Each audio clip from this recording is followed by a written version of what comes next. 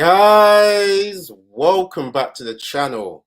Please hit the like on the possibility that the video will be good. And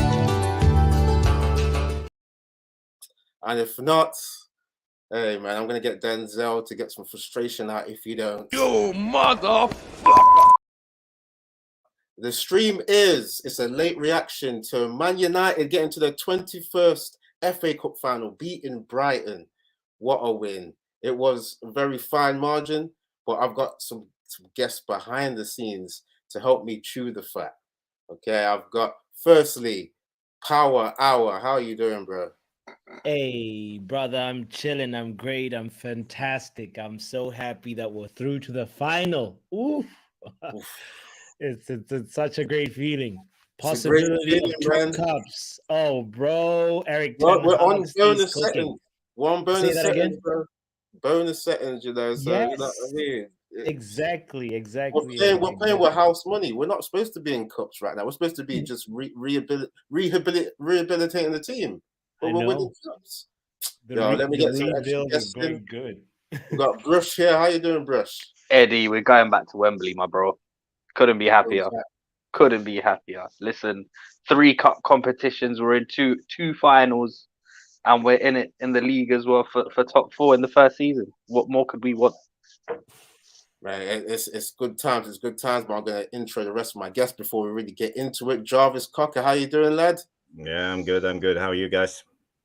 Doing okay, man. Still buzzing off an unprecedented FA Cup semi-final win because we weren't favourites. So yeah, man, really good. And we've got Mick Ruby as well. How are you doing, sir? Guys, I could not echo more than being an echo chamber what everyone's saying. I am smoking my victory cigar, but it's electronic.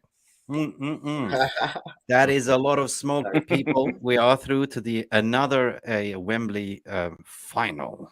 And it's going to be scintillating. It's going to be Manchester Derby final.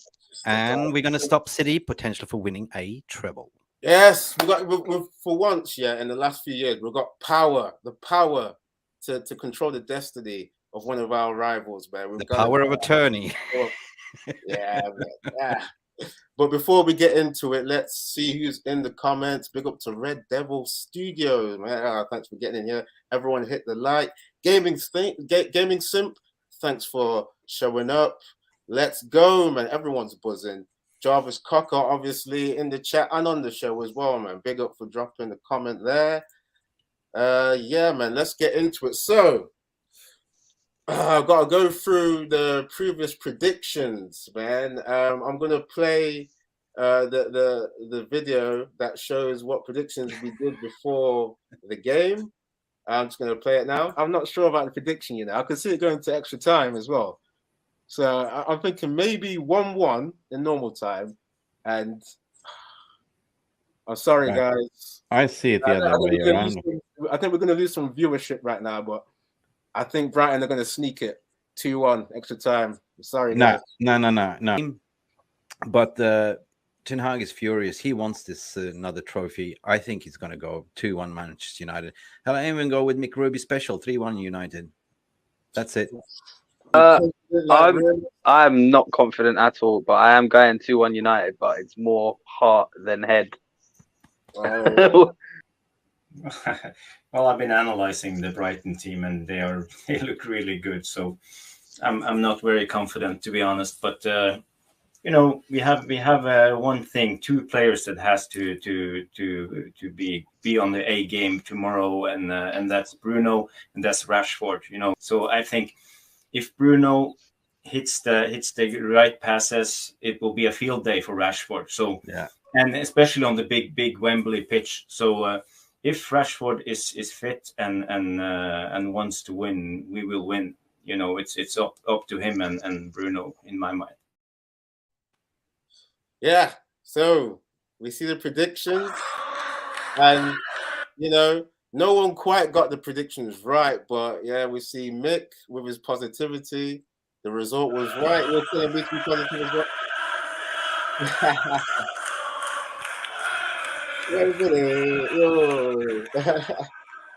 So yeah, Mick was right. Brush, even though you weren't confident, you were right with your, with the result. Jarvis didn't actually say his prediction, but before the stream, you were saying, yes, 2-1. And you could kind of get the feeling from what you were saying that, you know, you were saying if Bruno and Rashford are on point, we're going to win. It didn't come to that. We had to win on penalties.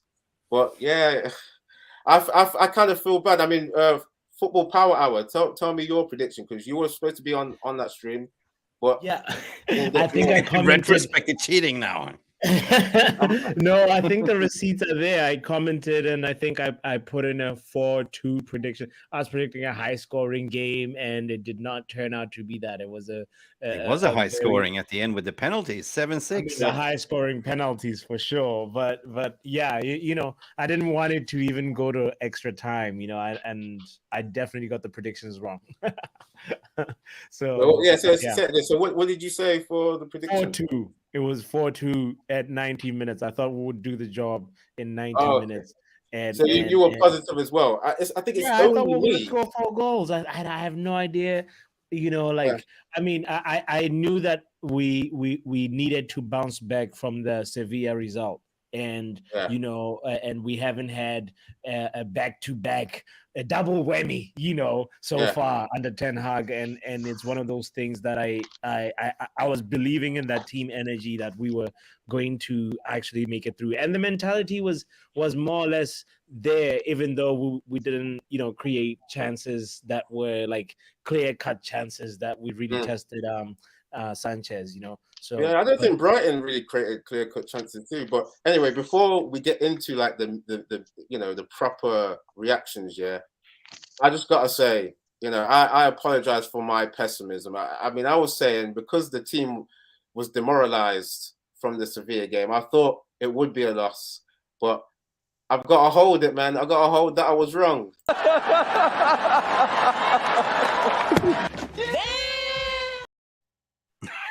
Maybe I should have got the Will Smith slap for my pessimism, you know. So it is what it is. Ten Hag, the Oscar of fear goes to Eddie's Football Waffles.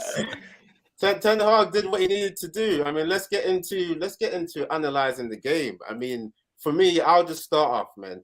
I mean, we saw that, you know, Brighton, they were pressing us, man. They were doing that the Zerbi football, and we respected them. I thought we were going to do that, and we did do that. We sat back. We started with like the 4-2-3-1, right, with Lindelof and Shaw at the back. But I'm sure you guys noticed they went into like a 3-2-4-1 formation where Shaw was going into midfield, and he was marking Enciso. That was very good. It was helping Casemiro, because we've seen Casemiro before been left at sea when Eriksen's just been there to try and help him. So for me, I thought Shaw was man of the match. I mean, I think other people were saying Lindelof. I think that wasn't the official man of the match was Caicedo, wasn't it? But in terms of Man United's performance, in terms of Man United's performance, I thought it was Shaw.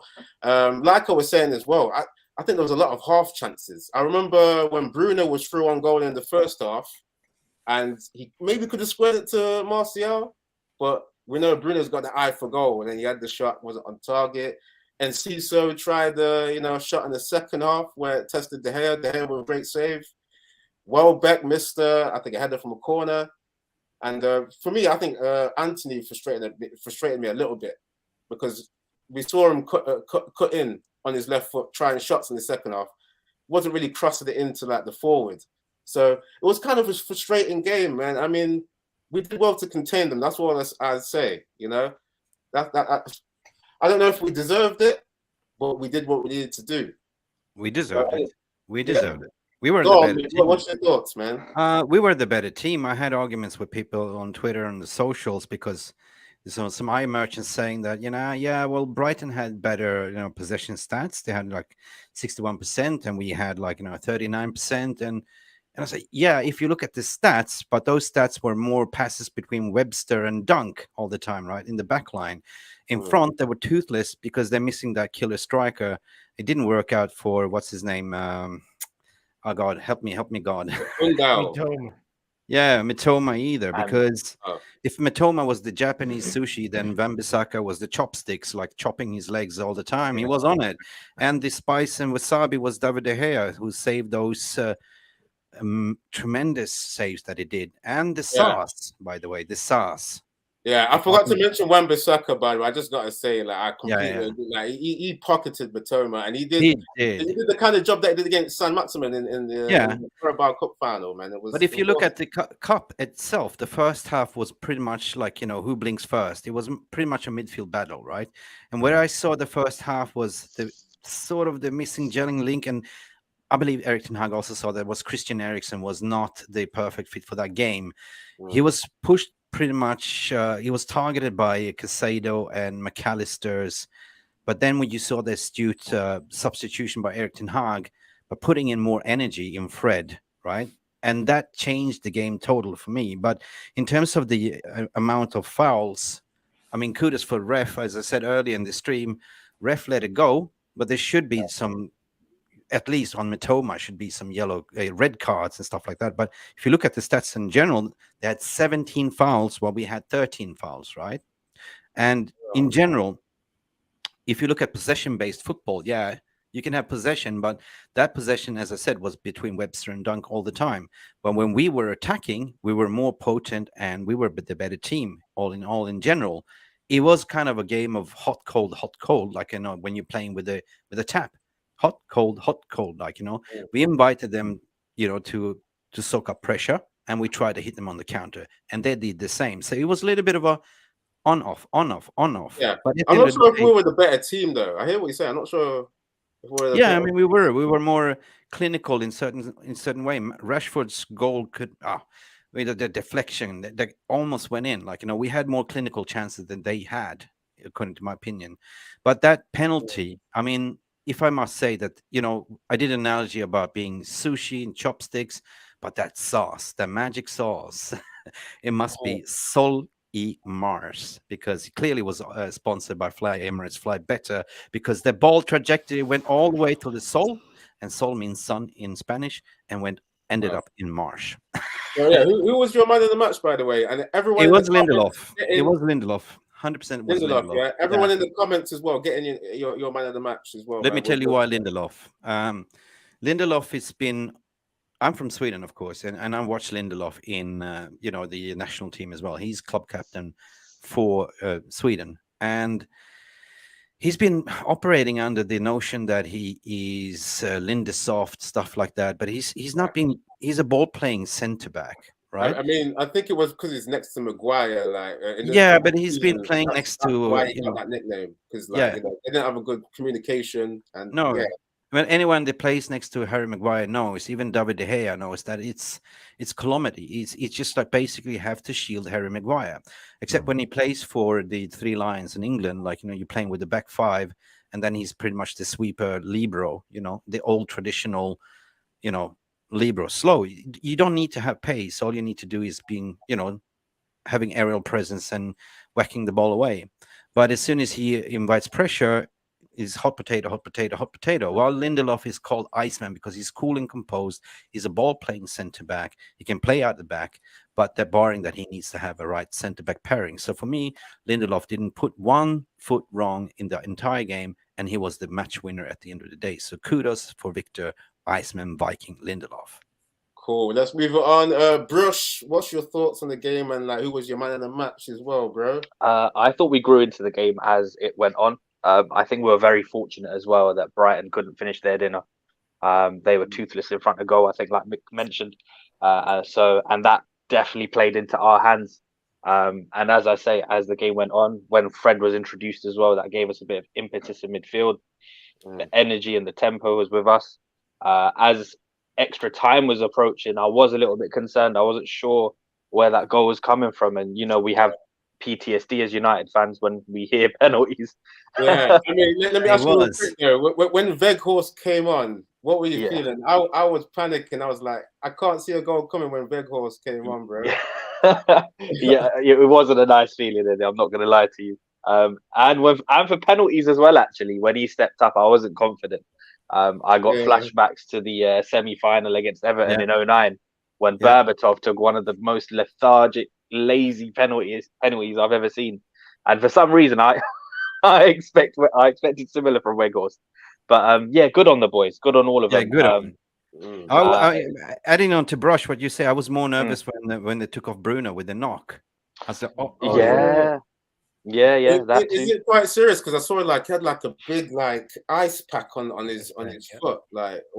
Yeah, there was pictures I think on Instagram or something today where he's just on his sofa resting up, which is quite damning because Bruno has played every single second, every minute, not been injured. No, if you go back to his injury track record, it's flawless, right? He's played every single game, right? Yeah, I'm hoping maybe it's a bit of mind games before going into Spurs. I'm hoping it's that, but the thing is, would he make that much of an effort to put the ice pack on it as well? It's but that's it's a whole natural. You have to do it. When you did you guys feel confident though going into the penalty shootout? Because one thing I noticed, David De Gea, I mean, going off and reading the notes and then diving exactly the polar opposite way every single time. Before we get into that, though, I just want to honor the people in the chat getting in their men of the match right now. Yeah, so Gongshi saying Aaron Wan-Bissaka for pocketing Mitoma. It's got to be that. Gaming Sim saying Aaron Wan-Bissaka as well. Yeah, Bruce Tenet saying Aaron Wan-Bissaka. Yeah. Listen, the back four all did their part. Yeah. Lindelof edges it for me because not only did he have a solid game, but the composure to put that final penalty home. That was ice. Yeah. In regards to your question though, I wasn't really confident because De Gea doesn't really save penalties. And he didn't. I mean, I figured that, our best chance is if one of the Brighton players misses the target, to be honest. And that's exactly what happened. Yeah. But yeah, let's come to Football Power Hour with some of your, reaction to the game, man. I mean, definitely Aaron Wan-Bissaka deserves a shout in terms of nominees for men of the match, because if you are able to neutralize an opponent's biggest weapon, you are giving the team confidence and the ability to play the game the way they want to play. And then Mitoma is a very, very tricky player, and we've seen what he's been doing in the Premier League so far. So it was just such a psychological battle that I feel like that sprint around the 31st minute when Wan-Bissaka just darts back and then steals the ball, and then from there it ends up in a shot that goes wide. But that moment onwards, I felt like Mitoma knew that he had given up. Even there was a moment later on where he's trying, but he knows the battle. It's such a very funny thing that Wan-Bissaka does. It's like he just wins the psychological battle with a very important moment, and then from there, he doesn't even need to do too much. He just shadows you and ushers you away from danger. And it's such a incredible thing to see what he was doing also offensively when there was a moment where the team owes him an assist. That moment when he had touches that were just shining, I was just like, this is incredible to see somebody who always gets the flag about not having attacking output, and he's out here being pressed by two Brighton players, evades pressure, keeps on pushing, and creates a chance for the team that should have capitalized on it. But at the end of the day, when Lindelof's stability was on another level, he definitely helped out Luke Shaw a lot when Luke Shaw sometimes was doing the sort of the Martinez role of attacking the ball. But a lot of my flowers for me have to go to David De Gea. David De Gea, if he doesn't do that save versus McAllister, that free kick was good. Oh, it was a great save.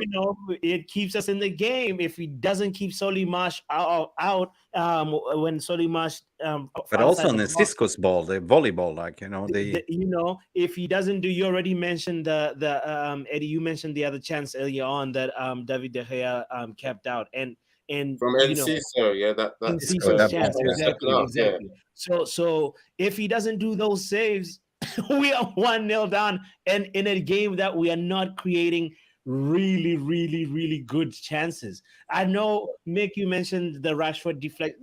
That's a half chance. That's not really like a, it's like, it's like cool. Sanchez makes a save, but it's not really asking questions. Other than that moment and the moment very earlier on in the game where Eriksen supplied the ball to Bruno and Bruno tried to hit it from outside the box. We didn't really see, I didn't see much. I didn't see really big tests. We've seen other teams that create chances and that actually are testing the goalkeeper. Really, really, really, it's a goalkeeper brilliance type of moment. But Sanchez really made some saves, but they were decent saves. And David De Gea saves. Was it the one from Bruno? Was a big one that he made, or was it? I think it was Bruno that was it like a deflected shot, and he saved it on like his left post. I think it was from Bruno. Well, yeah, it was a game of half chances. There was no clear-cut chances where someone like could be there for like a tap-in and there was a massive save. But anyway, I gotta come to Jarvis for his reaction as well. But before I come to you, bro, let me just get to the comments as well, because people are putting in their 2 cents. Big up to everyone in the chat. Hopefully you're hitting the like. Red Devil Studio saying if City want the treble, they have to go get through us. Or Real Madrid. Yeah, I mean, I don't know if we can rely on Real Madrid because they've not looked good in the league right now, and they're counter-attacking. I don't think they can win 2 Champions Leagues in 2 seasons with a counter-attack football. They don't play enough dominating football for me for them to do it. So we'll see. This is Real Madrid in the cup.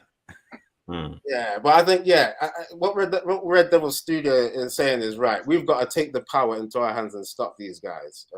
Big up to Julio Leschi getting in here. Veghorst makes Fellaini look like a prolific number 9. But I love him, honestly. It was quite interesting to see such a tall lad take that penalty. And you know what? On the back of that, people are saying he put some kind of judge on the Brighton. He kissed the ball. He kissed the ball before he gave it to Solly March. Yeah, they're calling it like it's a kiss of death that he put on the ball. Did you see his celebration after the penalty 7-6? He was the only one rushing away to the stand. he was doing his Weghorst. He was just running to the end of the goal and celebrating with. And he did a knee slide as well in front of our fans. He did a knee slide too. Yeah, it was beautiful to see. I mean, I like that passion. He's like he knows. He's pretty much like he's had his wish come true, because being at Burnley and then you playing at Man United, you can just tell that's why he's just so happy. You're on the top of the world. You're playing for the biggest club in the world, of course. Exactly. Yeah. Joe Blackman saying when Veggie stepped up, I covered my eyes. I mean, that penalty wasn't even that good. Like, if Sanchez guesses the right way, he's saving that. Like, there was a lot of great penalties which were like top bins. There were some great ones. But Veghorst, if the keeper goes the right way. Oh, you know what, Eddie? I have to shout out Sancho's penalty. Yeah. I was very nervous for him, obviously, because you know how much criticism he's come in for as well. Coming in out of the cold, being tasked with taking a penalty, it could have gone very wrong.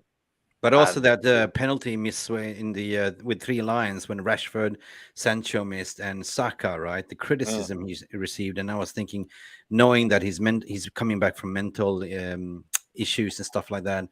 I'm so happy. Yeah. And there's added pressure for some of these guys as well, because we've seen it happen with Saka recently when he missed the penalty against West Ham, the kind of racial abuse he was getting online.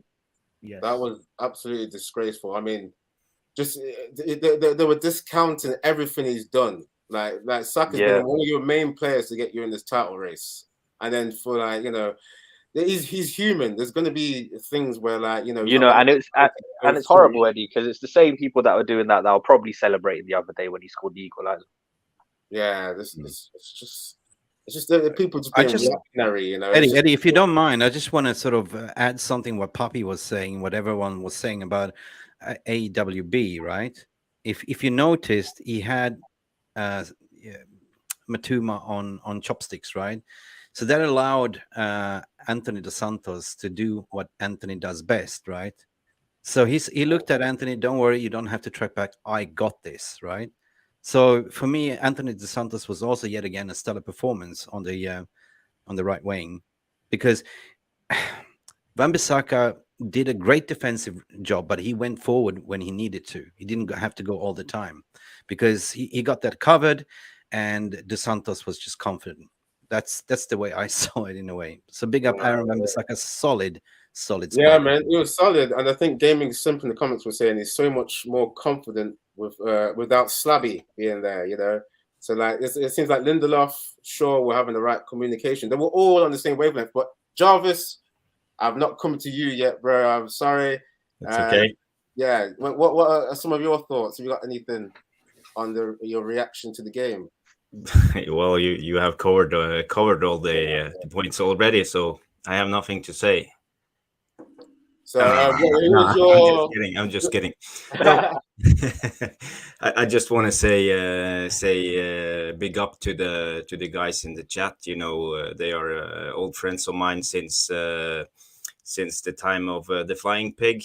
I've been following those guys for like 2 or 3 years now, like Wutinator and Berbatov and Gongshi and all of those guys. So I'm happy to see you here in the chat. Big up to everyone in the chat, man.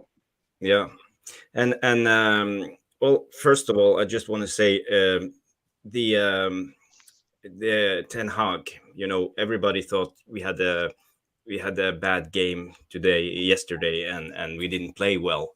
But to be honest, I saw the game another time, and you know, Ten Hag, he played more conservative, yes, but it paid off because, you know, in my mind, he's really tactically astute. You know, he knows what he's doing, you know, when he plays football and how to set up the team.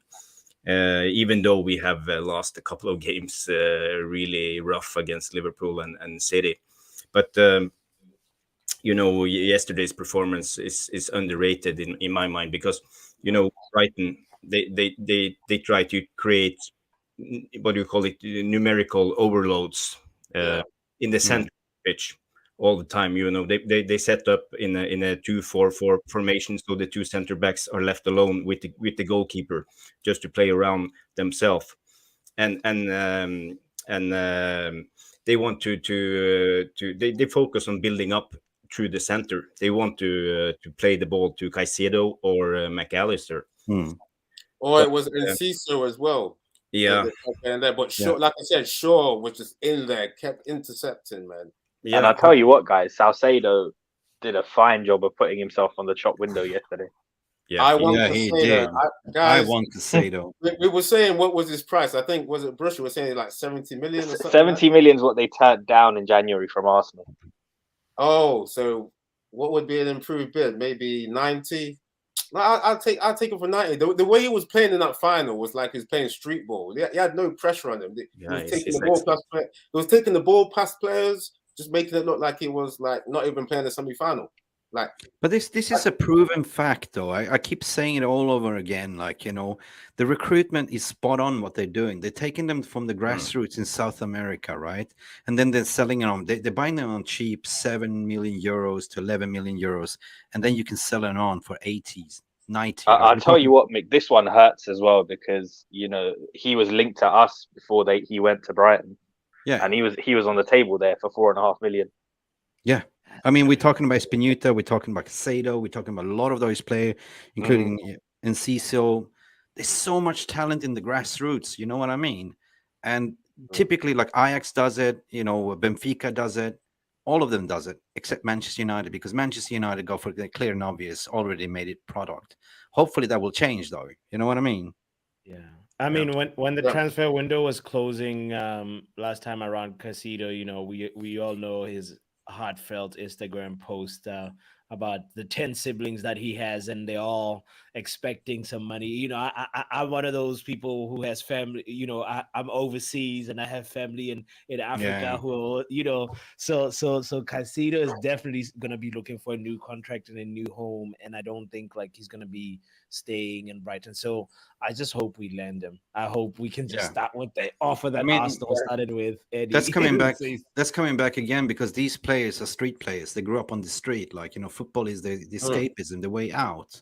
Yeah. So of course, they play with their heart. They play for sending money home to be somebody, because everyone has a dream.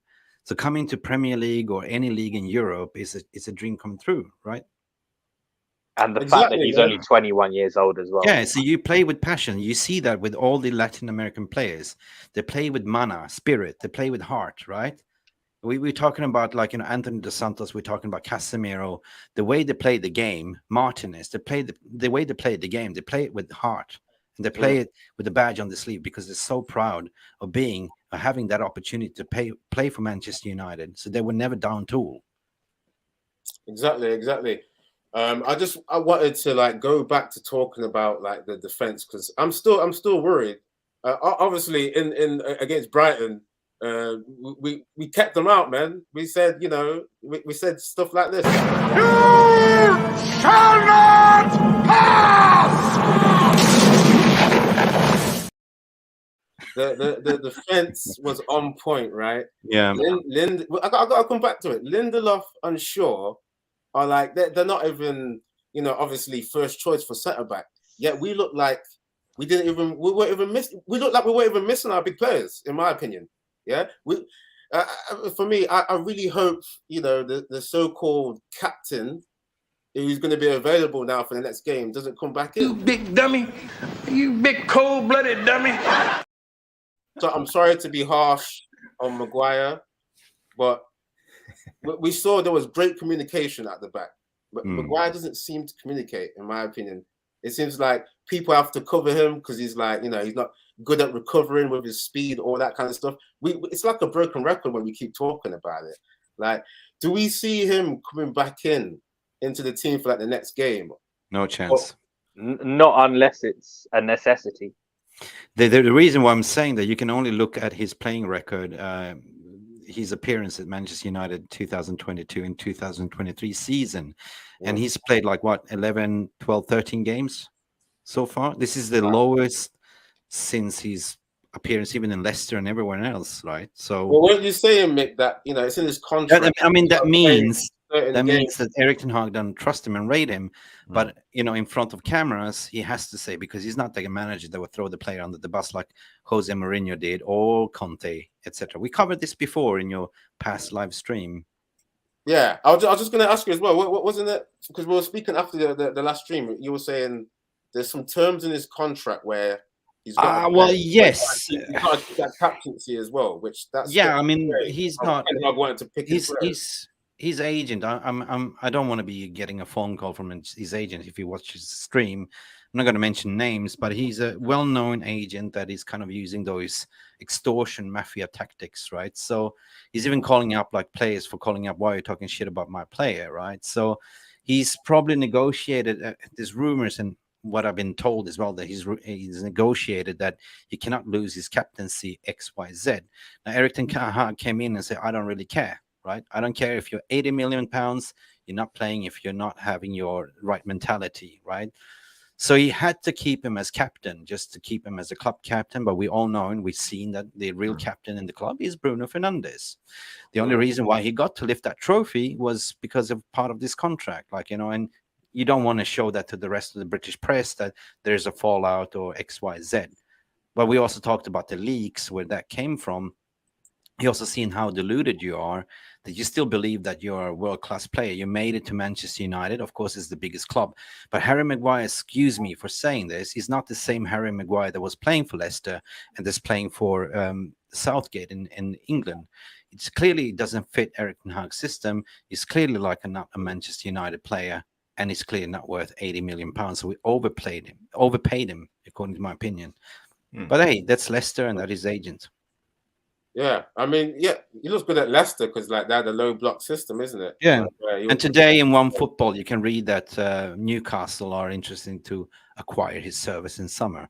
And I said in my post, in my stream, new stream, and like, I'm sure there's a lot of Manchester United fans that would like to drive him personally to Newcastle without even charging petrol money. So yeah, people in the comments are obviously not liking Maguire. I mean, I'm so tired of talking about this guy. I don't like trolling him. I don't like putting like the clip that I put on there. But it's like he's got to like realize that he's not this guy that is going to be leading us to the next to leagues, to Champions Leagues, all that kind of stuff. He just doesn't fit the system. I don't know. Maybe it's the pressure playing for Manchester United. As I said before, just a couple of seconds, if I rewind the tape, when he was playing for Leicester, he didn't have the pressure as he has playing at Old Trafford. That was a different Harry Maguire we saw. Somebody's going forward, was good in the air, always heading the balls from set pieces. We haven't seen that enough at Manchester United. So therefore, the fans judge the player, by the performance and output on the pitch, and it's not been good enough. Simple as that. Simple as that. If you're not playing, I wanna any riff more off thoughts on what you Maguire as said. well? Eddie, I want to riff off what you said about the Lindelof and Luke Shaw centre back partnership. The longer Ten Hag stays manager for Manchester United, the worse of a manager Ole Gunnar Solskjaer looks, because who would have thought that this would be a centre back solution? We had moments where we had to shoehorn Maguire in, play him moments when he's just like fresh from an injury. We just put him in, and we know we have got 70% Maguire under Ole's Turner, right? And it's because we know that Maguire is the center back, and Luke Shaw has to play on the left back. But if you have a real coach, you're able to have Ten Hag, who's able to come up with tactical solutions like this, and that just makes him. It's him being brilliant and being himself, but making other people look bad that came before him, and how they underutilize the tools that they had.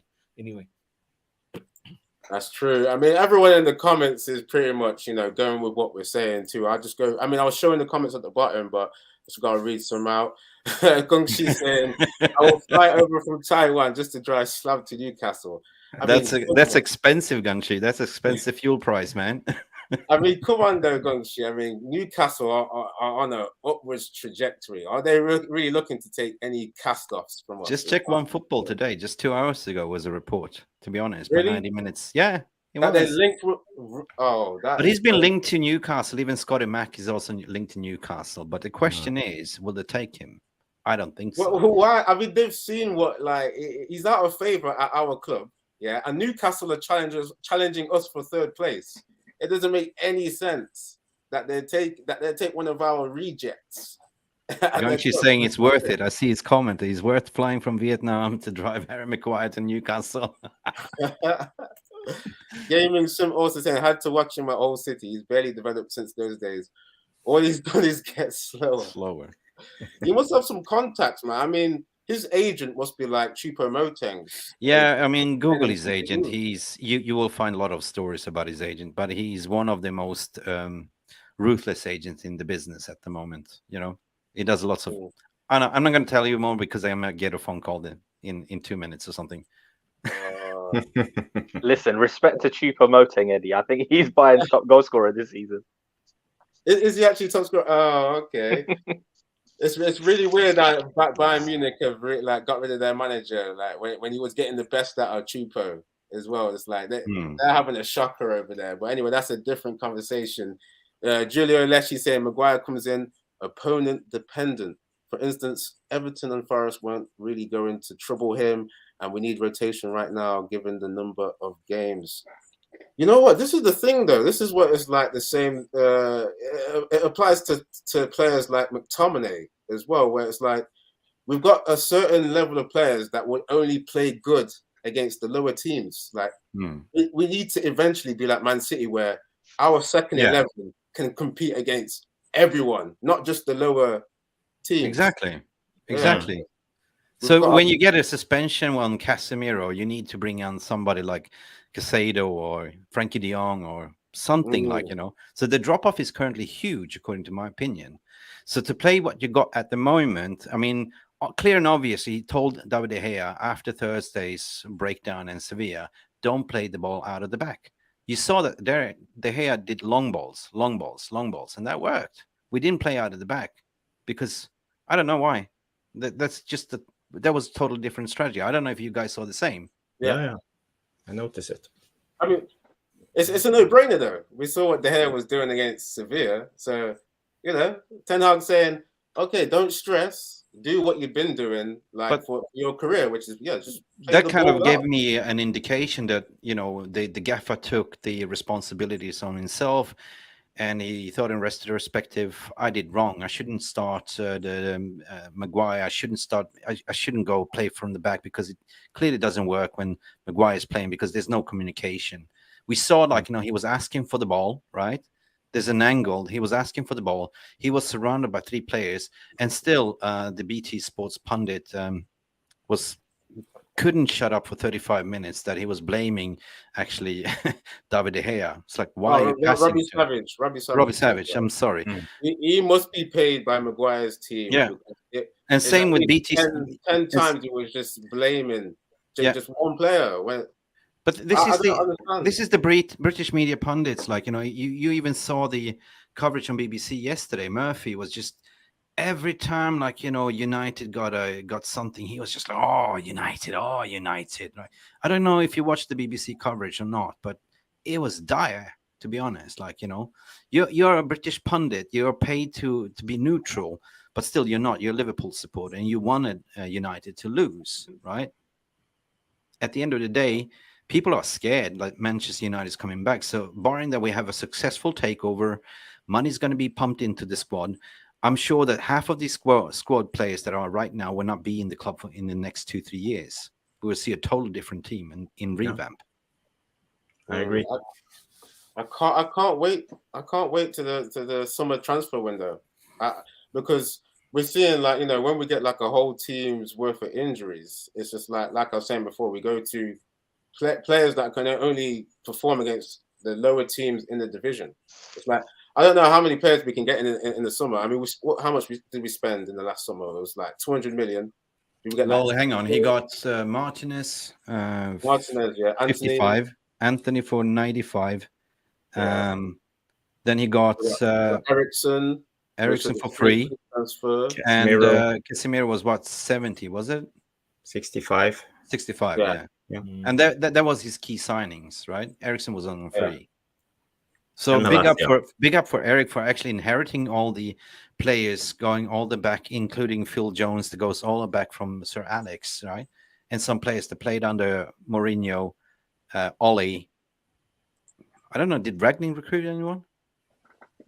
No, he wanted some players, but he didn't get back, did he?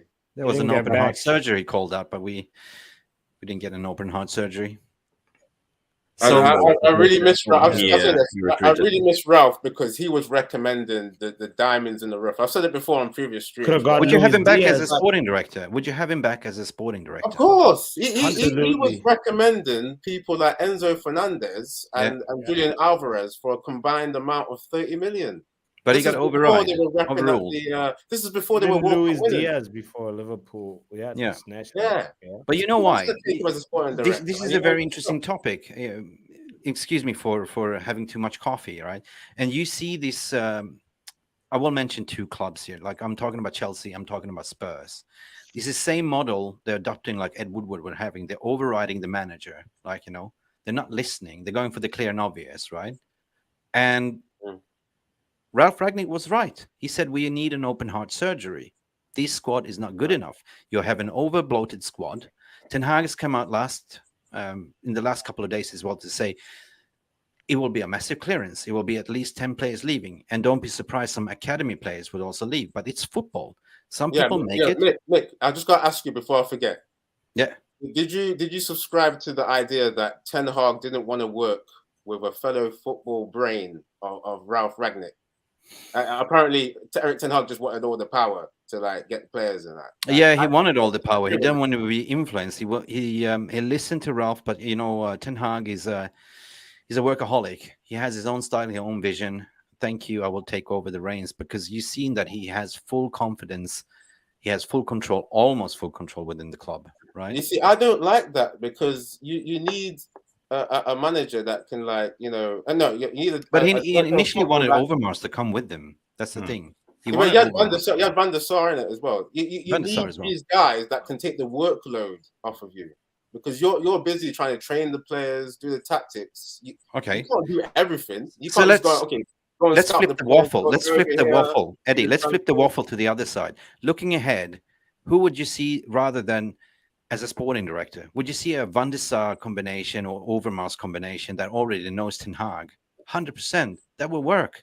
That will work. Just anyone that actually knows the right targets to go for. If you know your manager, you know the system, you're going to go for the right kind of players. So maybe he said to himself, someone like Ralph Ragnick, who's got a lot more years in the business than an Overmars or a Van der Sar. So, but so maybe he thought to himself to say like, okay, you're a consultant, right?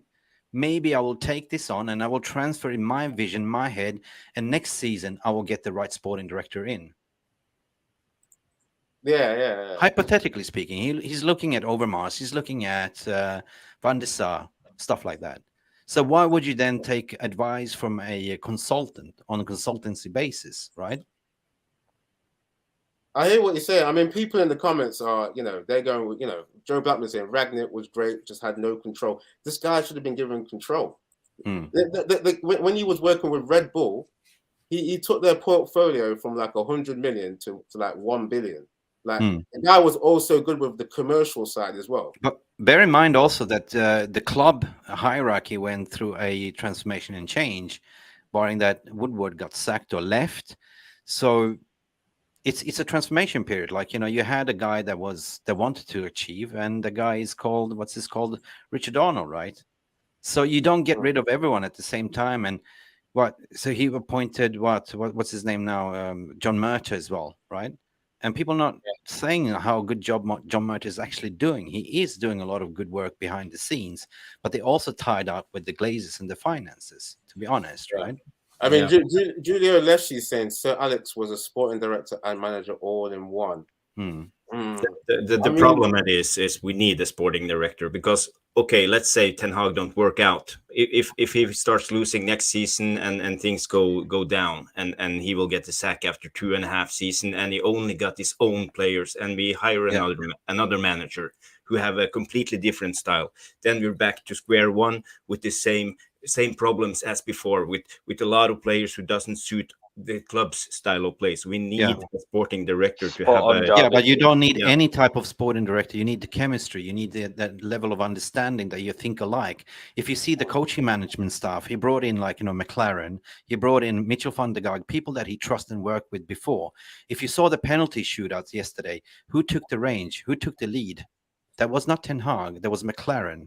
They rallied up all the players. They gave them the confidence to say, you, Casemiro, you go first. You're the most experienced player. Go first. He rallied up. He was the leader. So Casemiro volunteered. But that's going back to what I was saying before. Maybe he didn't want to be consulted by Ragnick. Maybe he thought like, okay, give me this control this season. I got the coaching stuff that I need. Let me pass through. Let me see how it goes. Coming in summer, there might be some restructures, because obviously he clearly understood that the club was kind of getting sold in a way. You wouldn't be in that range coming into an interview not understanding what direction the club is going to, unless he was told. I just gotta say, Mick, though, the thing is, if you're responsible as like being in charge of the club, you're like when you're a sporting director, you've got to know that. You've got to overrule the manager sometimes. We saw how long was the amount of time that was spent on trying to get De Jong was insane. Like, in my opinion, I think the sporting director moves on because, Barcelona, the shady with their deal. Yeah, but it depends on. Let me just finish. We saw De Jong's contract where he's owed money. If someone's owed money on their contract, that means they're tied up. That means you move on quickly. And for me, I think Ralph Ragnick would see that and move it on. You'd move it on. I mean, Julio Leschi saying people like Paul Mitchell could have been like, Paul Mitchell as well, yeah. He would be wasting time on deals like that. But then you have to come back to his mindset. Player that's tied up in a contract. Yeah, but then you got to go back to his mindset. To think he was building his foundation on Erik ten Hag, on Frankie de Jong's availability, because we saw that he was clearly available. They were negotiating with Barcelona. They agreed the price. The only thing that was a stumbling block was the legal issues and the deferred wages. He kept holding on to the final stages until he realized it ain't gonna happen. That's why he turned to Casemiro as a second choice. Right? Casemiro was not his first choice. Yeah. But I have a point, Eddie. When it comes to appointing sporting directors, we all like Paul Mitchell, Monaco, and Ragnick with Red Bull and all those kind of guys. But the thing is, remember when Manchester City was bought by the Dubai people and Abu Dhabi people. you know who they hired? They went straight to the top. They hired mostly all of the Barcelona staff. Tixiki Bergistan. Yeah, because they wanted to be the best. So do we want But to be like that's the Monaco or UAE Red Bull mentality, Salzburg sir. or other small clubs, or do we want to be the best? So in my mind, if the Qatari takes over in the summer, we should just go and hire the best people from Real Madrid and stuff like Jarvis, that. We let me should come back to you. Let me Yeah. come back to you. I'm sorry for interrupting. That will definitely happen because me, myself, I lived in the region. I consulted, I worked with a lot of local Emiratis and Qataris and stuff like that in executive search and everything when they say, I want the best. So what you will see most likely to happen, and anything above, is when you're building a house of foundation, you have the slab already, you have the middle ground with Erik ten Hag and the players, but anything above is the best in class what they will get. You know, that's what you're going to see, like, you know, most changes taking place, right? The question will be, will John Murta will be still there? Will the CEO be there? Will a lot of people be there? Most likely they will be overturned and go. But rest assured that Erik ten Hag and the coaching staff will be there. In terms of sporting director, it's so interesting when you mentioned, because that I mentioned again the chemistry and the level of understanding. So if you have that connection like Overmars or Van der Sar with Erik ten Hag, you exactly know what the manager wants, right? You go head over heels to get what the manager wants because you're constantly sitting in weekly meetings to discuss the targets, right? So you as a sporting director, your job is to please the manager to make sure that he gets what he wants, his first target, number one, right? We haven't got our first targets ever since we got our first target since Ten Hag came in, but anything below that, we got a third, fourth choices because the club overruled, right? Yeah. But that's changes are coming. Yeah, hopefully. Sorry for ranting along. Yeah, no It's problem. cool. Yeah, Power Hour. You got any thoughts on Yeah, on that? my thoughts. I feel like, you know, first of all, it's important to have that distinction of roles between somebody who's responsible for leading, training the team, picking the team, and the day-to-day like well-being and welfare of the team. That's like a big job by itself. And then you need somebody else who's overseeing, you know, the footballing side, everything else that's other than that. But also this person also sort of in a way has to have a philosophy of the club that is more not towards pleasing the manager per se, but more pleasing the philosophy of the club and making sure that like they have a vision of how like the team needs to, how the club needs to be, so that in case that manager leaves, another manager can come in and still we preserve that philosophy. So sort of, for example, how Manchester City right now has a very good, like it seems like the future post Pep is actually going to be bright. These like the likes of company that we all know, like maybe Arteta might even be lured to go back. Who knows? Who knows what's in the future for Manchester City? But it's just one of those things where the role of the sporting director is to make sure that, in my opinion, is to make sure that the vision, the ethos of the club are safeguarded with or without the managers. Like it's like get to what the manager wants, but also what the club needs. Yeah. Yeah. Another thing, what why, people hold on a minute. This is why I was saying Ten Hag shouldn't be in charge of what the sporting director. No, he shouldn't. If things go wrong with him, the club should know what they're doing. Yeah, the club should be like, okay, we getting a certain type of manager that likes to do high press football. Okay, Ten Hag's not worked out.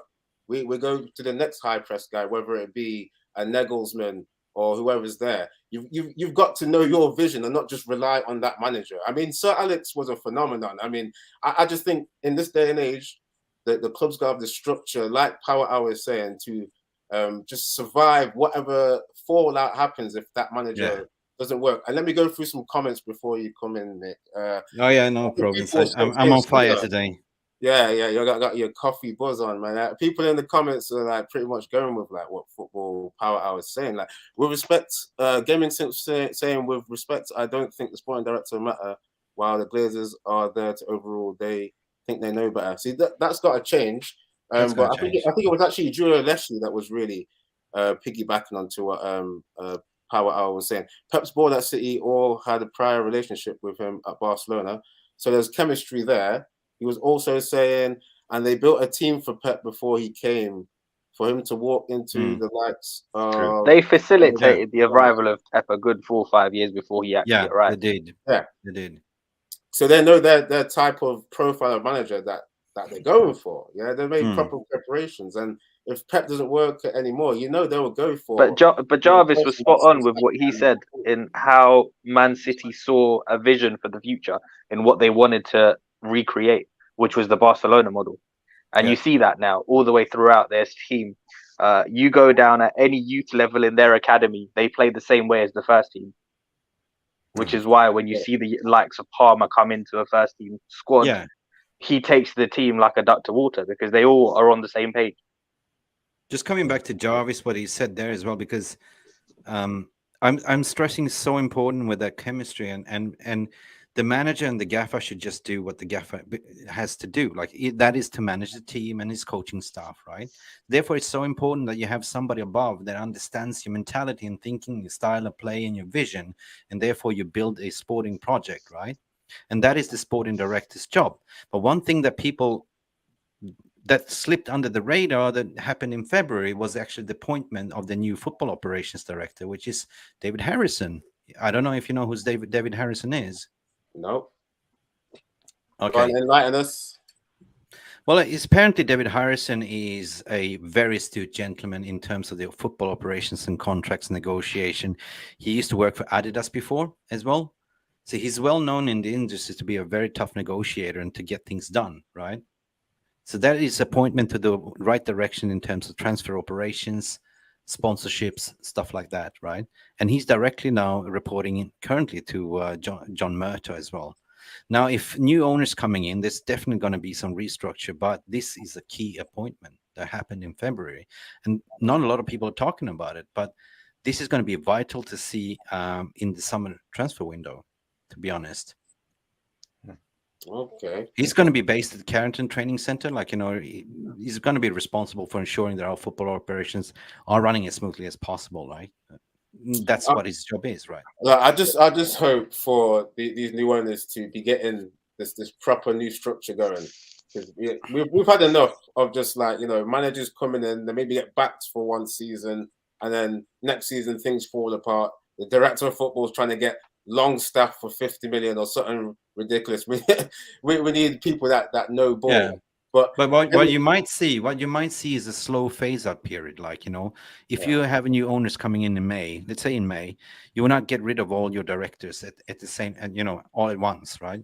You might see them unless you're bringing in a team that's got chemistry. If you get sporting director and then his assistants, then you could do it. I don't know, but we'll see what happens. But I just want to bring it back to the football. The FA Cup. Let's go to the next section. People in the comments, please keep hitting the like.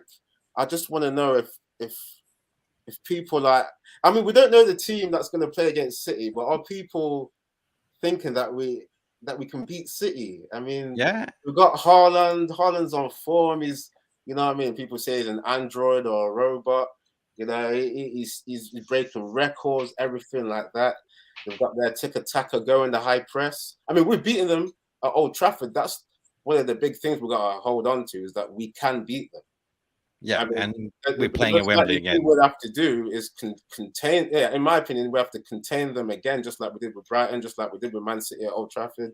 And it's a cup game, Eddie. All other form goes out the window. Yeah, and we played twice at Wembley already, right? So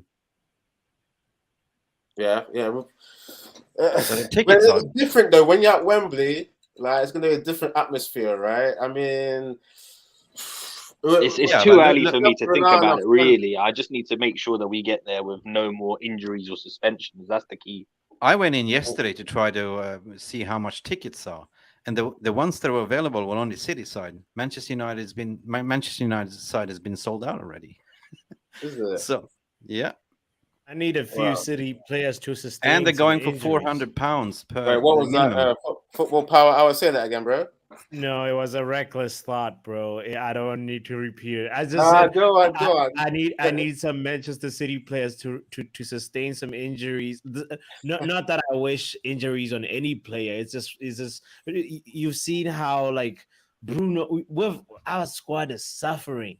but their squad depth seems to be on stealth and on another level that like it doesn't seem to get really injured. They, they just get pricked and then they keep moving on. But like we just needed some key pieces to that team to get, just like, to and I hear, but I feel like for the final though, because they will be distracted by all the other the chase with Arsenal and the Champions League. I feel like we kind of stand a better chance we do. Yeah, so we might be a bit fresher. Julio Leshy is also saying Pep will overthink it. That could be something where comes in, tries to maybe play Bernardo Silva at left back. He did that against Arsenal. I think in the game he got the win, but I don't think it quite worked because Bernardo Silva got a booking in that game. The thing is that Ten Hag is a better in-game manager than Pep ever will be. The thing is that Ten Hag is a person that will learn. We already beaten them once. Yes, you said that. But barring that, this is 1 month away, more than 1 month away, and we have a lot of players that might coming back, Garnacho and all that stuff, right? Nah, Garnacho is not coming back, man. I've heard that he's going to be resting himself for is it under 23s World Cup? I heard that I've been reading some news and I heard some streams where he's going to keep himself fresh for that World Cup. So I don't know. I agree with Brush. It's a cup final. The ball is round and anything can happen. We're playing on neutral ground. We played that twice already. We've been successful winning the Carabao Cup. We won yesterday in penalty shootout. I see this might go down to penalties as well in the finals. You never know. Oh, everyone in the comments, by the way, get in your thoughts. Do you think? I mean, obviously it's hard to tell without team news, but what's your feeling now? Do you think we can beat City and just end those treble hopes? Before we carry on, let's go back to Vucinovator, who was talking about our previous conversation on the structure. He was saying the Qataris will want the best available in every department. I don't think they will wait to get stuff done. They'll move in and get things moving ASAP. Yeah, man, that's what we got to see. We got to see that. I mean, they have a certain standard, and they got the money to buy the best in class. So surely we got to see that kind of reform happen. I can't wait, man. But has anyone got any more thoughts on whether we can beat City? Yeah, sure, we can beat City. We can beat It's a cup final, Eddie. You have to go into it confident. Doesn't matter who we're up against. Oh, Steve's getting it. He's a Liverpool fan. Man City will smoke you. Yeah. I mean, they smoked you guys at the Etihad, didn't they? What was it? Was it 4-1? That last game. So yeah, Steve, man, you get. I mean, how does it feel, Steve, to go from the quad to quad strain? I mean, you guys are doing nothing. Are they even going to get Conference League? Liverpool are in the bin right now. So Steve, you hold that. Joe Blackman saying Man United win. Yeah, we've got some confidence in the chat right now. Yeah, we definitely go into it as underdogs. Yeah, but we should be confident. I think confident as fans. I think the key will keep Rashford fit, because there's one thing City fears is Marcus Rashford, hitting on the break. I'll tell you what, Luke Shaw as well is imperative. Oh yeah, he needs to play. In the game at Old Trafford where we beat them as well, he was left centre back. I just really hope that Maguire doesn't have to be picked. I mean, we've already talked about it before, but it's like I don't want to watch any more of this guy. Like, if he stays as captain for next season as well, I may not even watch. I'm sorry. No, Eddie, I don't think there's any possibility that he can carry on. I think in the summer it's best for all parties to part ways. Sure, it's surely got to happen, man. That's surely got to happen, man. I just want to move on to. It might be a controversial question. Everyone in the chat as well, get in your thoughts. You know how we're in the top 4 race, right? Yeah, we've won the Carabao Cup. We're in the FA Cup semi-final, in the final as well. We could have won the Europa if it wasn't for individual mistakes.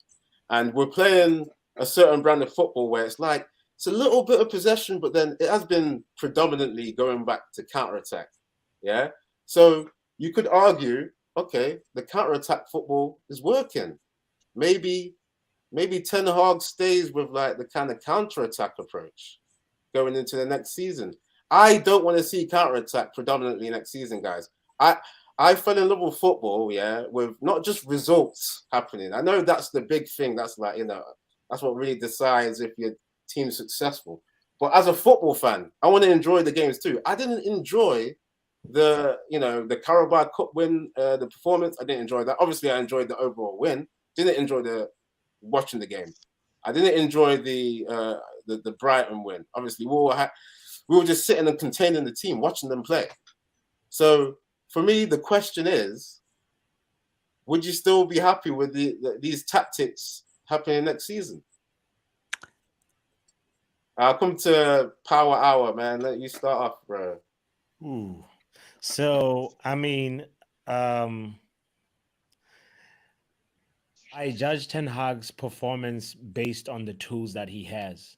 And that is how I base my assessment on him. And it is pretty much how right now he's resorting. He kind of started off different and then had to resort to a compromise. And that just a natural process for any manager when you're coming in. Ralph Rangnick came in with his 4-2-2 and then saw that, hold on, we need to make sure that we scale back and meet these players halfway, because it's like a little bit of I have my vision and then, this is what the players can actually do to meet my vision. And then somewhere in the middle, you have to kind of make some tweaks. And that's where the merits of a good manager, I feel, is. It's not like when you look at how, anyway, there's no point talking about Graham Potter and all the other stories, all the other managers that haven't worked out. But there is something that is meticulous that Ten Hag has done, and he's resorting to what he has. And that's what I've been admiring about it. Is it always pleasing? No. But it is not consistently. It's a low mid block that is obviously trying to use the weapon that we have the most, which is Rashford, and we're trying to maximize Rashford's strengths. If we're always trying to play another way that's not necessarily taking advantage of inviting a defensive line to your half, then it's a different kind of football. So I want to see the evolution, and I want to see that with the tools that he's given after the transfer window closes. We're going to see what happens. I mean, I was trying to ask the question properly. I mean, if this formula that he's got going works to win cups, to win the cups now, it's like maybe you could stick with it. I mean, Brush, have you got any thoughts on that? With each and every transfer window going forward, Eddie, I see us pushing more towards his core philosophies of a more possession-based game. But what I will say is that the best managers find a compromise and balance between both, and they adapt to situations. You will notice with Fergie in the later years, when he finally figured out the key to Europe, we used to set up quite pragmatic in those away fixtures. And in the league as well, we would go to Anfield and play a 4-5-1. How many times were guys like John O'Shea and Nicky Butt the man of the matches, and the Phil Nevilles? But then the teams that we were supposed to beat would go out and absolutely thrash them. You'd see the wingers and everyone doing their thing and playing the entertaining football that we all like. So that's what I see. So yeah, going forward, I definitely expect him to, rubber stamp his style more. But yeah, I certainly wouldn't be surprised if he utilizes counter-attack. Yeah, I mean, it'd be good to maybe see a balance of both. I want to see more possession. Jarvis, I'm going to come to you. The originator is saying, Eric Ten Hag will fix the spine of the team. Then you will play more possession football. So it's like, you guys are on the kind of agreement that, we'll see that evolution of the football. Jarvis, are you thinking we do see that eventual evolution? Brush and Power, they summed it up perfectly. But the only thing I can add is, this is Ten Hag's first season, so he has to evolve and adapt his tactics, because it's not only play, it's counter play, and the other teams and other managers will figure out how Ten Hag plays and learn how to counter Ten Hag's tactics. So then again, Ten Hag needs to find new ways to beat the other team. So I'm you saw that on Solskjaer, third season he was done because he had no tactics. He had the counter-attacking style, and the other teams and the other managers found out how he played. So that's the thing, reinventing himself again and again. So he needs to do that next season, and I'm really excited and how to see how he will do that.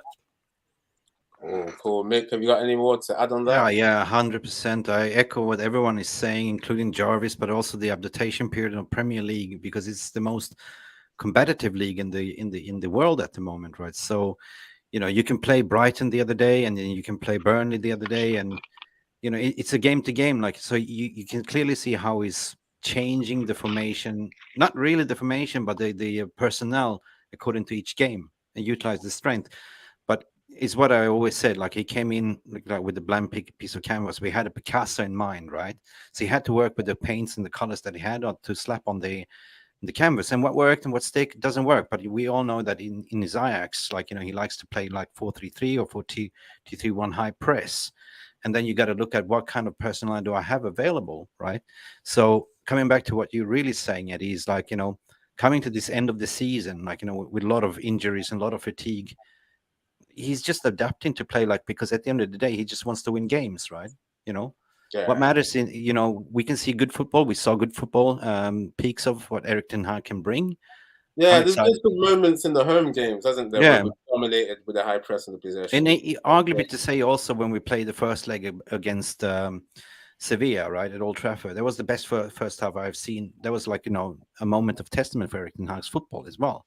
But so, Mick, to add on to that, I feel like there was something about not having Marcus Rashford that made the team find a different way to move the ball around the pitch. And obviously we have to give the brilliance to Martial. His hold up plays is so integral in any time we get the ball over to the opposition third. But the exciting part for me was like, hold on, we're trying to find a different way to move the ball. This is kind of interesting. What's going on here? And then I feel like he eventually wants to do that, but 100%. But obviously you have to have different solutions for different moments, and you can't always be, as what Jarvis was saying, you have to kind of keep reinventing yourself. You have to have a Swiss Army. Yeah. You have to be a Swiss Army knife. You have to be a Swiss Army knife. Look at how Pep Guardiola keeps on. We were like, oh, it looks good. Why is he changing it? And it's like, even from the Gergen press to the tick attacker, no matter how good a system is, you have to evolve it and change it and alter it. But even Pep Guardiola doesn't make any changes. Yeah, I was just gonna say, like, overall, I just want to see like the discipline be carried on. That's been a big thing for Ten Hag, because like we did see like in the earlier games when people like Rashford, I think he showed up late for something and he got dropped for a game, even though he was our best player, got dropped. And then Ten Hag meticulously, I think he played him. I think it was against Wolves, dropped him. But then we did need him maybe second half. So he did come on, and then I think did he get the winner? I think he got the winner. So it's like Ten Hag's not afraid to put a player in his place, even though he's the best player. He will still finish. So, this is why I call him Stone Cold Ten Hag. Stone Cold! And he reminds me of the drill sergeant from Forrest Gump as well. What's your sole purpose in this army? To do whatever you tell me, drill sergeant. God damn it, Gump! You're a goddamn genius. You can tell. You can tell Ten Hag does that kind of thing. Where, he does. You know what I mean? You tell someone off, but then you pump them up as well. And go, yeah, you're a genius for listening to me. You can tell he pumps people up, man. So I'm just that's the big thing I want to see carried on, is that kind of proper discipline. But yeah, Mick, you're back to go into Eddie, you can always see, I mean, numerous occasions in the post-match interviews, he's always talking about three things. That's his principles. They didn't play to the rules. And he keeps saying that, because he's got a system, he's got principles and rules, And in the early season, he sent out an email to everyone to say, if you don't follow this rule, you're out of the team, pretty much. Exactly, man. He's just like laying down the commandments. That's what I love, man. It's got to be the 9 commandments. That's what I'm talking about. You shall not pass. But yeah, we're going to be wrapping up soon. But people in the comments keep getting in what your views are. Steve Johnson saying Man United need 3 to 4 transfer windows to get what Ten Hag wants. No different than other clubs. I mean, if we look at people like Jurgen Klopp, Like we saw how it took him like till I think maybe the third season. Third season. Same Yeah, with to really get his philosophy going. Same with I'm Pep. sure- Like, you know, he got things wrong, and then third season he got it right. Exactly. I mean, I think Pep, after that first summer, he got what 100 million in 2 fullbacks. He changed up all of that defense, didn't he? Yeah. I mean, He it's did got to an be said, open like, heart I'm sure- surgery. Mhm. Yeah, open heart surgery, man. That's got to be happening. I mean, And Klopp as well. You could see in the early days what he was trying to do, but then when you got Adam Lallana and Ricky Yeah. Lambert to work with, it's a bit different. I'm sure they finished like 8th place 2 seasons in a row, under Klopp before Klopp got him to Yeah. 4th. It was a steady progression. They got to that Yeah. Europa final and lost. They went to a Champions League final and lost before they ultimately reached the promised land. Yeah, and then Ten Hag's already winning cups in the first season. So that's wow. yeah. Eddie. And I'll tell you what, Eddie, if we look back to that 2017 final that they lost, was it the 2018 final when they lost to Real Madrid? You could see in that squad what they were clearly missing, which was an elite keeper and a centre half, which is what they then went and added along with Fabinho to take them to that next level. So it's important to see at each stage. You keep adding little ingredients and seeing little improvements until you finally get to where you need to get to. Brush, can I ask you something then? Obviously, there's discussion about De Gea getting a new contract, but they are lowering down his wages. Is that an indication that they are potentially looking into bring a younger keeper? And for me, yeah, long term, I think they understand as well that he's probably not where they want to be. But for the time being, they have to do their due diligence in the market to find the right profile of player. I just don't think there's a clear outstanding candidate out there for me at the moment. And I think that might be why, because they want to continue that, have that continuity in De Gea, because obviously he has so much experience. Oh, I love David. I love David. But what I'm trying to say is that his key fundamentals in his playing style system is building from the back, starts from the goalkeeper. Well, he's not really that good with the distribution. This is why I think Ten Hag could possibly compromise his philosophy to suit some of these players. If you're keeping De Gea, you can't do the playing out from the back properly then. You're going to have to kick the ball long. Therefore, I think it's one of those, Eddie, where there's so many different fires to put out in the team. You have to try and prioritize, right? So I think a lot of it for me comes down to the ownership situation getting sorted out first. And then that will give us an indication of what kind of budget we have to work with and ambitions going forward. And then we, work around that. Maybe keeper comes next season. No. Yeah, right. That's the thing. Because I agree, long term, yeah, definitely we probably need a different style of goalkeeper. But when I look at this squad right now, if we bring in another ball playing midfielder, if we bring in an adequate backup for Casemiro, because there isn't one, if we bring in a proper number 9, that's all things that take us to another level. And then after all of those things are done, absolutely, then you can look at the goalkeeper. 100%. Yeah. I mean, I think I've just got to disagree with that a little bit, because if we look at the fundamentals of playing possession football, where do you build up from? It's from the back, yeah. And then your first point of but then if you have a ball playing midfielder that's elite, Eddie, next to Casemiro, does that not also help us in retaining the ball in an important part of the field? Sorry, say that again, bro. Sorry, I was saying, so if you bring in an elite ball playing midfielder, and you stick him in the middle of the park next to Casemiro, does that not also help us to retain the ball?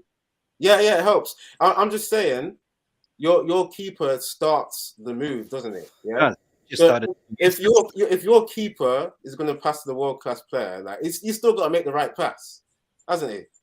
It's but again, you've seen that we've sort of, even if he's being pressed, But you've seen the changes we've made, right? Even from Sevilla to Brighton.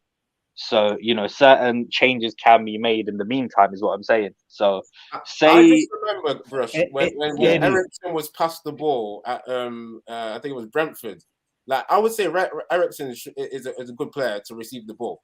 Yeah, but De Gea passed him the ball in the wrong moment when he was being pressed where no one could have really. Listen, you're not wrong, Eddie. All I'm saying is it comes down to budget, right? So if I had to choose between spending 70 million on a goalkeeper or 70 million on a midfielder or striker first, I know where I'm going. Yeah, because I always say what you're saying. I reiterate and echo what you're saying. Goalkeeper this season is not the first priority. You need to. Which is why I see the logic in giving him a new contract in the short term on lower wages, and then looking to replace a bit further down the line. Yo, Power Hour, you're gonna say something, bro? You can make a case for De Gea that he needs also a chance to he deserves a chance to improve under Ten Hag. And you're pointing out, Eddie, a mistake that he did at the beginning of the season, right? That pass to Eriksen, right? Of course, he's had a few howlers, sure, but there's many keepers. Ramsdale has had a few howlers. Alisson has had a few howlers, and it's just one of those things where it's like you at De Gea's where we are with his position right now. Okay, fine, he's probably very close to his ceiling if he hasn't reached it yet, you know. And we saw it against Sevilla, Power Hour Sevilla. That's another one. We saw no, the howlers are there, but also we saw 100%, almost or near 100% distribution versus Nottingham Forest. You know, one of the worst teams. No, but like if we're listen, you can only beat what's in front of you. And talk about his distribution stats. We have to just be fair with it and actually just say, all right, we're talking about this. The mistakes are 1, 2, 3, 4. They've happened at this time. Here's the moments where he's excelled, and actually make a fair assessment on him, and not just be like going with the rhetoric of like, oh, we see the clip when there are people waiting with cameras for the moment when David De Gea's distribution does not make it, you know, and that is just like, go ahead, Jarvis. Go ahead before I get too carried away with no.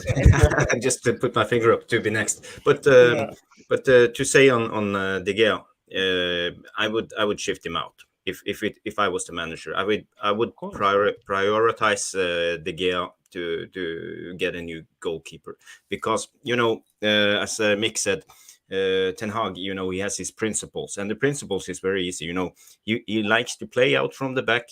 He likes to dominate the game. He likes to create numerical overloads. He likes to shift play and do all that. To do all that, you need a ball playing goalkeeper. You know, we can't cripple ourselves going into another season without a ball playing goalkeeper. So for me, I would prioritize that right away. You saw how Pep did it in the Manchester City.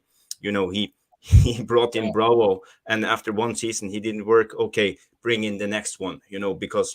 But this is my concern, though, Jarvis. Important. This is my concern. See, when Pep did it, it failed with Bravo, right? And obviously they have the finances and everything to just cut their losses and move on. So if we get our finances, then we'll be able to. But if buts and maybes until it happens, isn't it, Eddie? Until it happens, it's if buts and maybes, which is why I need. The takeover is likely to happen, though, isn't it? But even once that comes in, like I need the scouts to do their scouting and their due diligence, because at the moment, you know, I can only give you the names that are up there in the media, which there's only about 2 or 3 names. You know, David Raya. They've talked about Diogo Costa. From Porto, who has like a release clause of about 70 million. And, you know, if you go and spend that much on a goalkeeper who's 22 years old, obviously he's going to have errors in his game. Like, he's still developing. So if he comes in... I hear your point, you know, we can't keep De Gea just in case we get another goalkeeper. I totally understand that, Jarvis. But my point is basically that look at Kepa. Look at Kepa's situation at Chelsea. You know, they broke the world record to sign him. And look at his mismatch of a career at Chelsea. If that were to happen to us, an example there, isn't that? Because like he wasn't like a ball playing keeper or anything. Like I just mean that in terms of when you spend that big on a goalkeeper, you are stuck with them, is what I'm saying. I just wanted to ask just real quick, yeah. When did Pep get in his new keeper? Wasn't it like literally the next season after his was it? Because it was dealing with Joe Hart, right? It didn't work. He ousted Joe Hart almost immediately, didn't he? Yeah. The same with Chelsea did as well. Remember, there was Caballero, right, to Chelsea, and then there was Claudio Bravo that also was sold to Real Betis 2021. You know, so Pep has been really, really ruthless with like shipping goalkeepers and making sure that like he builds. That's what we need to do. Power Hour. I mean, I go back to my point. Where's the possession going to start? It's from the back. Imagine we've got De Gea next season, doing long balls when he should be doing passing to what should be world-class midfielders that should be receiving the ball. But because De Gea is not trusted to pass to them, he's doing a long ball and giving it to the opposition to start their attacks. the goalkeeper is a priority position.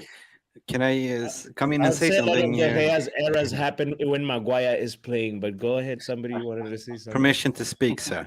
Mr. Speaker, I think that the goalkeeper's position is the loneliest position in the world, in the world of football. Like, you know, because the pressure is immense. If you make one mistake, everyone is gonna slate you, right? You know, I can look at your Muhammad Ali poster in the back. Like, you know, any boxer, including Muhammad Ali, has been knocked down once in a while. Like, you know, but you're champion, right? Currently, David De Gea is leading the Golden Glove in the Premier League with 14 clean sheets, right? Of course, you're a goalkeeper. You're not, you know, a center back, right? It's not expected for you to play the ball from your feet. Your job is to save the ball from going through the net. But what is it to say that during the summer, it's been a long season, we saw the improvements over the, you know, in the summer, that De Gea came back and was improved in his ball distribution. What is it to say that he goes on a boot camp and just improves his ball distribution, just works on his retention of the ball, playing out, throwing balls and stuff like that? I mean, there is the saying there, Mick, about you can't teach an old dog new tricks. It's going to take. I mean, an old dog can learn new tricks. I mean, But yeah, this but dog football. is Spanish, but though. I just gotta say, Spanish, it's going to take longer. It's going to take longer for this old dog to learn the new tricks. Do we have that much time to be waiting for De Gea? That's why that was my original point when I was saying to Jarvis was that isn't there a reason why they are kind of lower down his wages and offer him his contract because he doesn't really want to move? But at the same time, you bring in a hungry young keeper that has that abilities to play out from the back, and slowly, like, you know, don't give that. Maybe someone you can bring in for cup games. But but we know the contract offer for De Gea. Are they lowballing him, or are they giving him a decent offer? I guess everything's a lowball compared to what he's on. Yeah, what was he on? What was he on? 200K? He's on a ridiculous contract at the moment. Highest paid goalkeeper in the world currently. But don't you think that's a strategy from the club to lower down his wages? Because at the end of the day, if you're going to sell him, nobody wants to take him on without wages as well. Yeah, that as well. He's on 375. By the way, before we carry on, people in the comments, like, get involved as well. What are you thinking? Is De Gea a priority? Like, I just want to hear from the comments if you're still in here. Obviously, hit the like as well. Brush, carry on. Yeah, he's on 375 at the moment. Obviously, that, you know, that the only way is down. That needs to go down.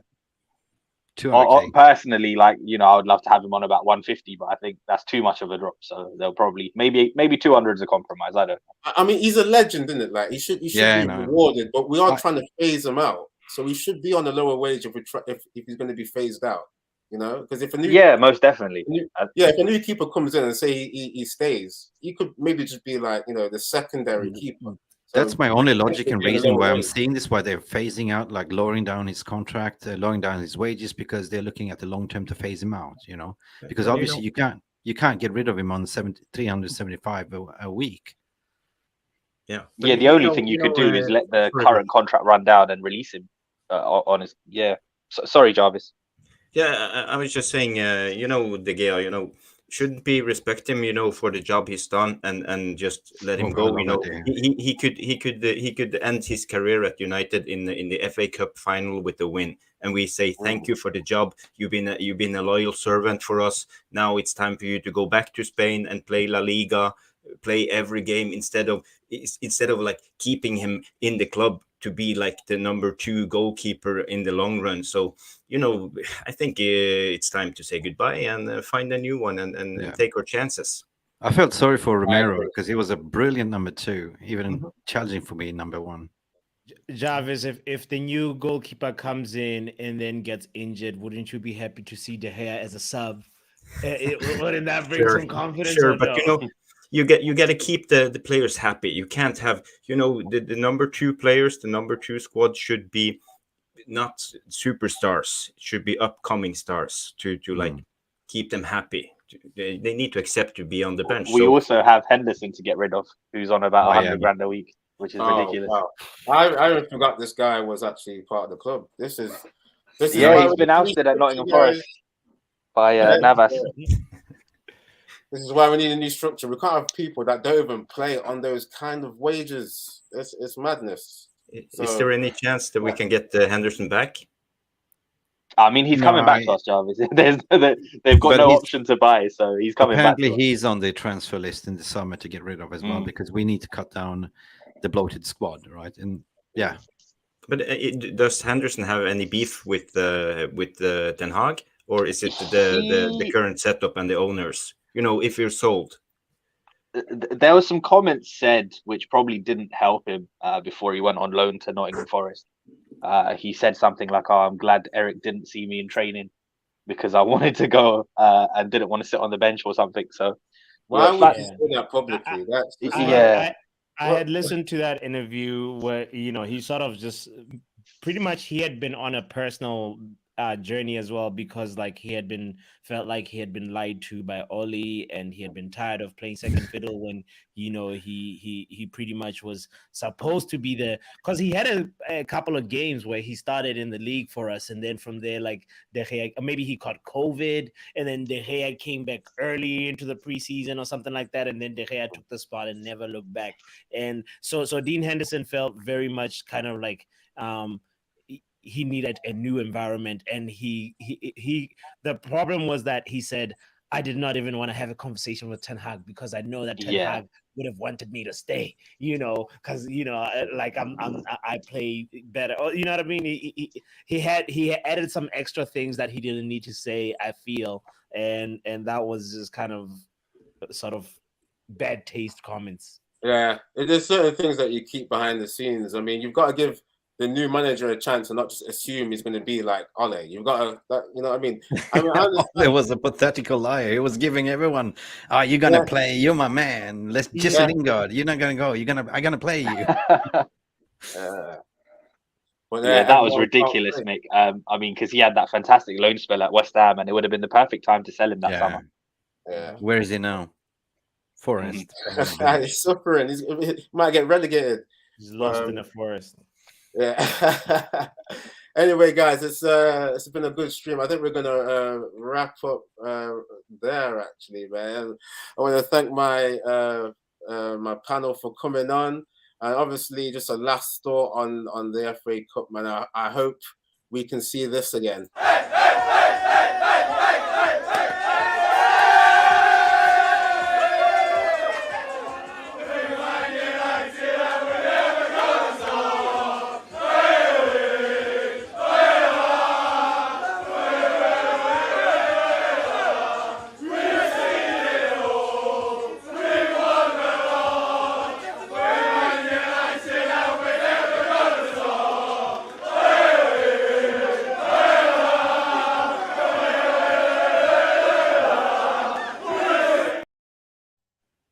We're gonna see. We're gonna have to wait a bit of time. Is it? When's the final? Is it in July? Is it 3rd of June, Eddie? 3rd of June. That's it. We're gonna have to that wait. clip gave me goosebumps, man. To be honest. Yeah. Honestly, that clip, Eddie, that was the perfect ending right there. Yeah.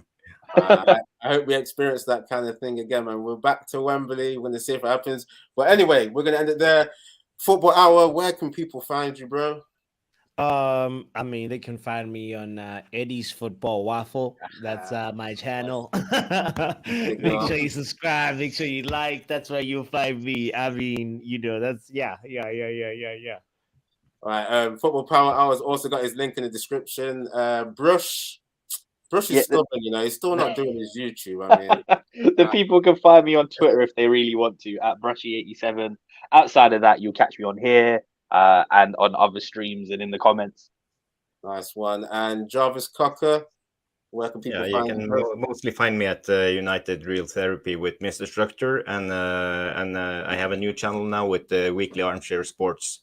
I had my debut yesterday, so I will be doing regular shows on that channel too. That's cool. Of course on this channel. Nice one. I remember you were talking about possibly getting a professional picture as well. If you're going to be doing your online presence, get that professional photographer to catch your beautiful side. You got. I'm not into YouTube for the. I just love talking about football and talking about United. So, okay, maybe I get one in time. Yeah. Well, I've got your links in the description, and Brush's link is in the description as well. And last but not least, I just Ruby, where can people find you as well, bro? Yeah, I just wanted to say thank you for having me the second time on the show. My apologies if I talked too much today. I was so fired up. I just love talking about Manchester United. And I do apologize if I did talk much today. Maybe it's the coffee that I had to make, too much coffee. Yeah, But you can. offered a lot of good information, man. You know, Yeah, but the thing is, like, you know, it's not often that I get to talk football because I usually lead my channel, which is MUFC Realist TV. And when I have you guys on as a panelist, like Power Hour, you know, you came on, Eddie, Jarvis been on as well. You know, everyone comes on. You can find me on Twitter as well at Mick Ruby, but mostly on my channel, which is MUFC Realist TV. So that's so good to come on, and thank you for having me on for talking Manchester United. I'm a Patriot Red, so that gave me goosebumps, the last clip. Thank you, Eddie. Cool. Well, yeah, everyone that's still in the chat, you can find Mick Ruby's link in my description as well. So just subscribe to everyone's links in the description. Subscribe to everyone. Hit the like and subscribe here as well. And we're out. So have a good night, everyone, and peace. Peace.